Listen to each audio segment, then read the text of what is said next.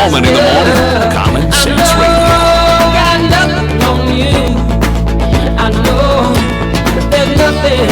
Rachel Maddow with her big Al Capone's vault moment last night. Oh, we were just all waiting with bated breath. What is inside Donald Trump's 2005 tax return? Unless and until he releases them, the pressure will never let up.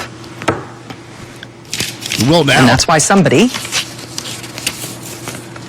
has decided to leak a portion of his 2005 tax return. Okay, well, tell us what's it. It was like we were at the Academy Awards. He was unveiling an envelope. $38 million in taxes in 2005, making President Trump, well, we can add this to his list, one of the most successful taxpayers in American history. At a rate double that of Bernie Sanders, who paid, what was it, 10%, something like that. Obama's paying just under 19. Unbelievable. We'll follow up on that with KJ, the Black Sphere, baby. You found the Black Sphere. What's going on, brother? How you doing?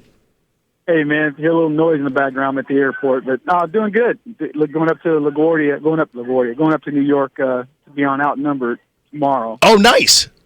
Awesome. I always love that show and love it when you're on it. And, boy, you see, this was a major fail on all levels for not only Rachel Maddow, but for Chris Matthews and Hillary Clinton and all those who have claimed that President Trump pays no taxes. It turns out he probably pays too much if you look at his comparative rate with the other folks who were squawking about him. You know, it's funny. It doesn't matter what percentage. The dude paid $38 million in taxes. That's more than all of. That's more than I'll probably pay in my lifetime. Right. In a year. Right.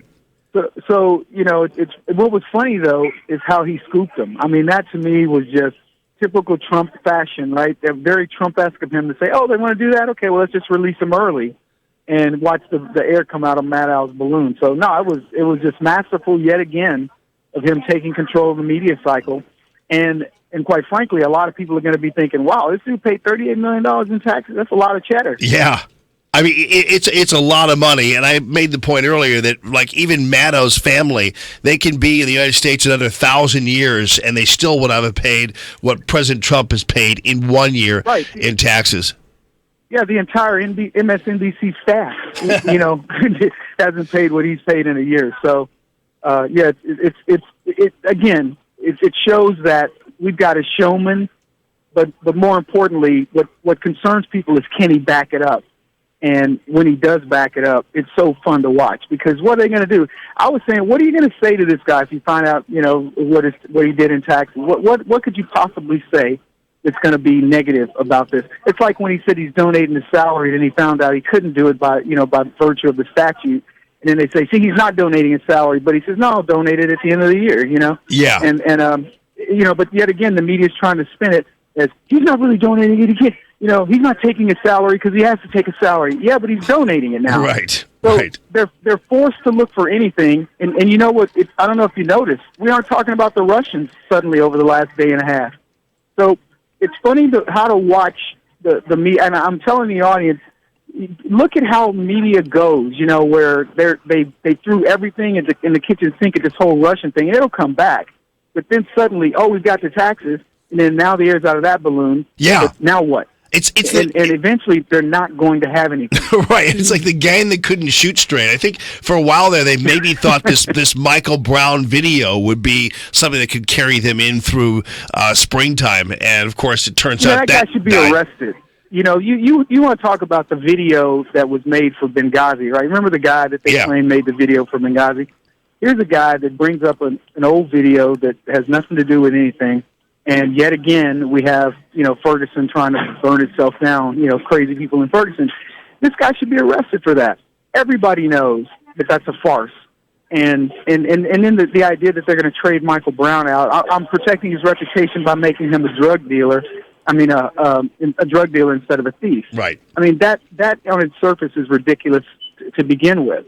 So it's just interesting to watch how these old narratives are dying on the left, and meanwhile, more and more businesses are planning on coming back, and more prosperity is coming. I don't know if you saw the numbers, Jamie. What was it? The unemployment. The people going back to work. 298,000 jobs. Right. They had predicted 190,000. The month before that, they predicted 175,000. It ended up at 241. Then they readjusted to 261.